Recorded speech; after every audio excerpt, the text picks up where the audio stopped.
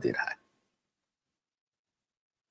ये मानने योग्य बात नहीं है कि 1978 में शुरू हुई कंपनी 2010 तक का इंतजार कर रही थी कि तब पैसा जब आ जाएगा मेरे पास बहुत, तब हम भाग जाएंगे इस देश से, तब मैसिडोनिया चले जाएंगे। ये सारी कपोल और कोरी कल्पना है, झूठ है, गुमराह करने वाले लोग हैं। और वो लोग अपने गिरेबान में झांक करके देखें जो 2021-22 तक काम करते रहे हैं। आपको अपनी मजबूरी का तो वास्ता है, लेकिन कंपनी की मजबूरी का वास्ता नहीं है। क्योंकि कंपनी के पास पैसे आ रहे हैं, वो थोड़ा चार्टर्ड प्लेन में घूम रहे हैं, उनकी जिंदगी बड़ी अच्छी दिख रही है, आपको लग रहा है कि नहीं नहीं वो तो बड़ा अय्यासी में जिंदगी जी रहे हैं। ये कहना ठीक नहीं है। बिजनेसमैन की अपनी मजबूरियां होती हैं, उनको दिखाना पड़ता है, शोकेस करना पड़ता है। या आप कह सकते हैं कि ये शोकेस करने की बात ठीक नहीं थी, उनका जो तरीका था वो ठीक नहीं था, लेकिन जिस तरीके से वो आगे बढ़ रहे थे उसमें उनको सफलता मिल रही थी। जब वो कपिल देव को सहारा प्रणाम करवा रहे थे, अमिताभ बच्चन को सहारा प्रणाम करवा रहे थे, तो लाखों कार्यकर्ता उससे ताकत महसूस करते थे। और लाखों कार्यकर्ता ये अपने निवेशकों को कहते थे कि देखो भाई, क्रिकेटर कपिल देव सहारा प्रणाम करता है, अमिताभ बच्चन सहारा प्रणाम करता है, ऐश्वर्या राय प्रणाम करती है। तुम्हारी कंपनी की ताकत, आपका पैसा कैसे डूबे? अमिताभ बच्चन भी है, कपिल देव भी है, कौन ऐसा है जो नहीं है? देश में ऐसा कौन शख्स है जिसको सुब्रत रॉय ने एक प्रकार से ओबलाइज नहीं किया? तो आज ये कह देना कि नहीं वो तो धूर्त था, वो तो झूठा था, वो तो फ्रॉड था, विश्वास जमा रहा था, मैं ये मानने के लिए तैयार नहीं हूं। और मैं चुनौती देना चाहता हूं सारे निवेशक, मुझे ये बताएं कि ये जो मैं मान रहा हूं ये गलत मान रहा हूं। क्योंकि मैं उन पत्रकारों में शामिल नहीं हूं कि मैं बिना किसी शोध के इस नतीजे पर पहुंच जाऊं। मैं पूरी शोध और साक्ष्यों के आधार पर मैं इस नतीजे पर पहुंच रहा हूं कि यह कहना सुब्रत राय के खिलाफ ज्यादती होगी। कि सुब्रत राय 1978 से 2010 तक इंतजार कर रहे थे कि एकाएक मुझे 25,000 करोड़ रुपए आएंगे और मैं लेके भाग जाऊंगा। इसलिए मैंने फ्रेम टू फ्रेम मैं कुछ देखना चाहता था कि ऐसे, और ये इंटरव्यू मेरे निगाह में उस वक्त नहीं आई थी। जब मेरी निगाह में ये इंटरव्यू आया तो मैंने देखा, अरे इसमें तो लगभग उन सारे सवालों का सुब्रत राय ने 11 वर्ष पहले जवाब दिया है। फिर ये बात पब्लिक डोमेन में इस तरह से घूमी कैसे? एक एक सवाल का उन्होंने बहुत माकूल जवाब दिया।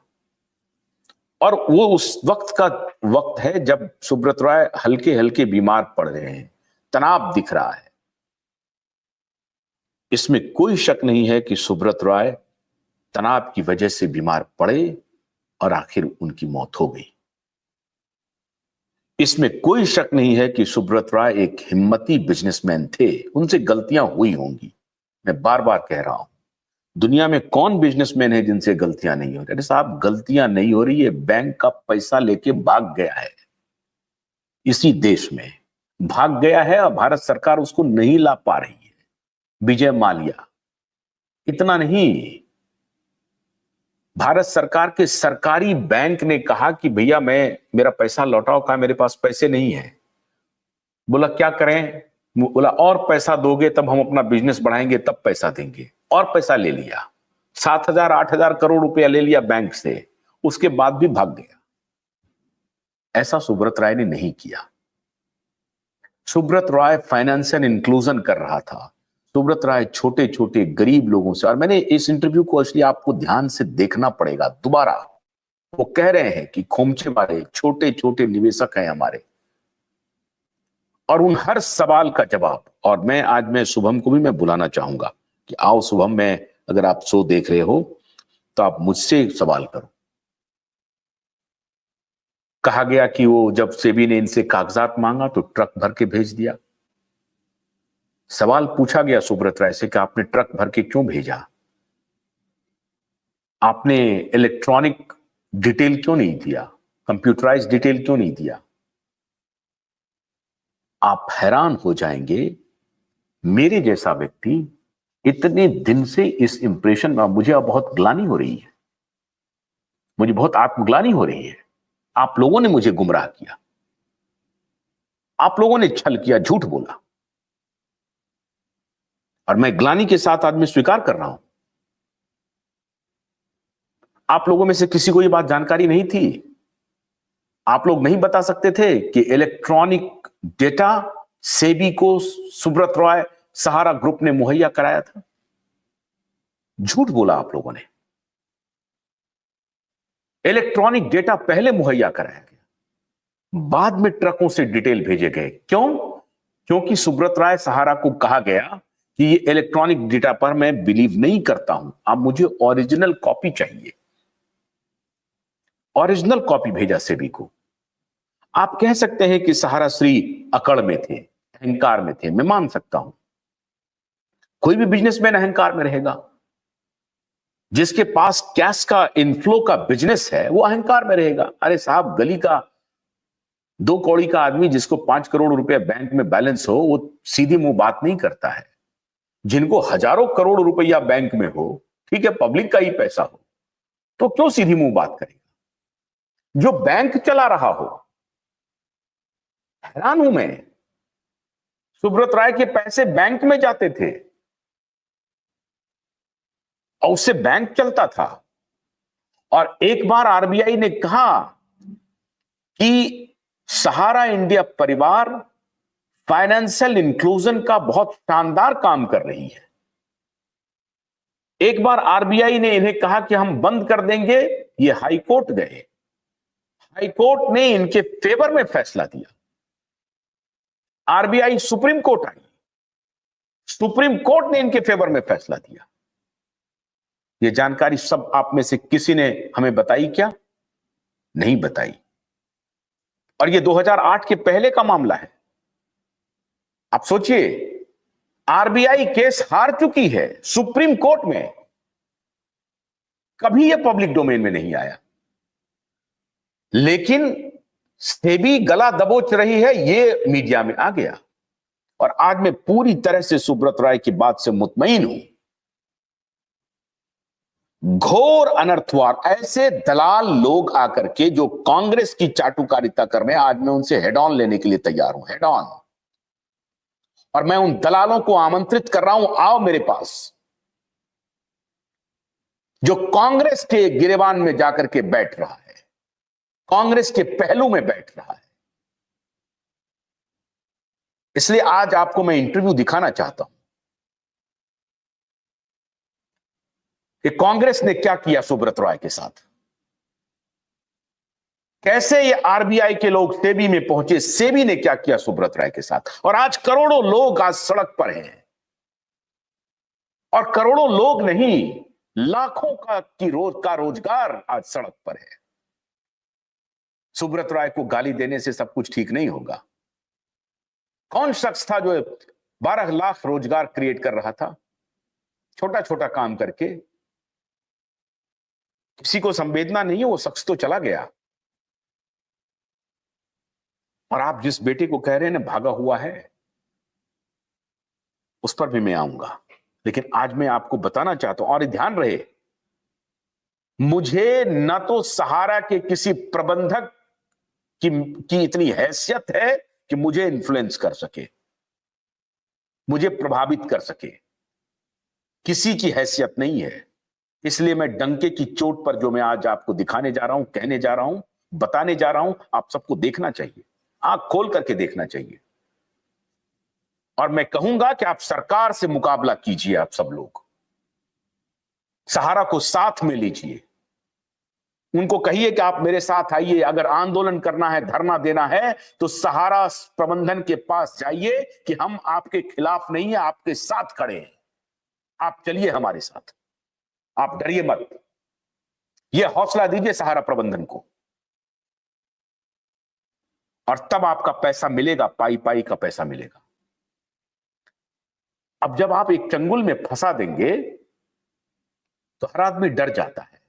जैसे कि मान लीजिए कि एक एजेंट ने 2 करोड़ रुपया का निवेश करवाया, अब वो बेचारे फंस गए, उनको पैसा आनी है कंपनी से पैसा आ नहीं रहा है। इधर लोग कह रहे हैं कि तुमने हमारा पैसा लिया, उसकी कोई गलती नहीं है। वो एक कंपनी में काम करने वाला एक एम्प्लॉय है, वो अपना काम बढ़िया से कर रहा है, वो निवेशक को समझा रहा है, उनकी क्रेडिबिलिटी पे वो पैसा ला रहा है, कंपनी को दे रहा है, कंपनी पैसा नहीं दे रहा है। अब उसमें उस व्यक्ति की क्या गलती है? सामने वाले ने कहा कि हम तुम्हारी संपत्ति सीज कर लेंगे, और सीज कर लिया। ऐसे बहुत सारे घटनाएं अभी प्रकाश में आई हैं, बिहार में हुआ है, झारखंड में हुआ है। बहुत सारे एजेंट बंधुओं की संपत्ति को रजिस्ट्री करवा लिया गया है, जबरदस्ती करवा लिया है। बहुत सारे एजेंट घर छोड़ करके भाग गए हैं, दूसरे शहर में रह रहे हैं, दूसरे शहर में रह रहे हैं, बेमौत मारे जा रहे हैं।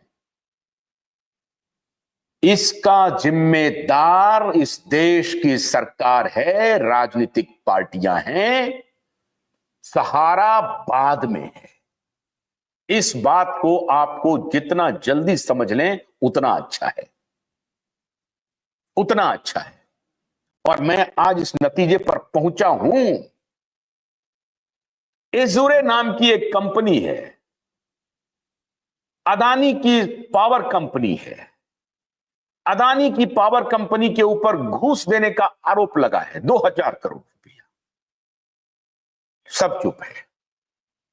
2000 करोड़ रुपया घूस देने का आरोप है। ध्यान रहे, सुन लीजिए साहब, घूस देने का आरोप है।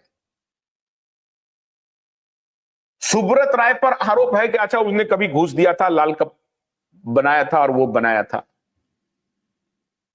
सुब्रत राय ने सरकार से पैसा नहीं लिया, बैंक से पैसा नहीं लिया, पब्लिक का पैसा लिया। और पब्लिक के साथ सुब्रत राय का 40 साल तो बिल्कुल बेदाग संबंध था, एक भी निवेशक को तकलीफ नहीं थी।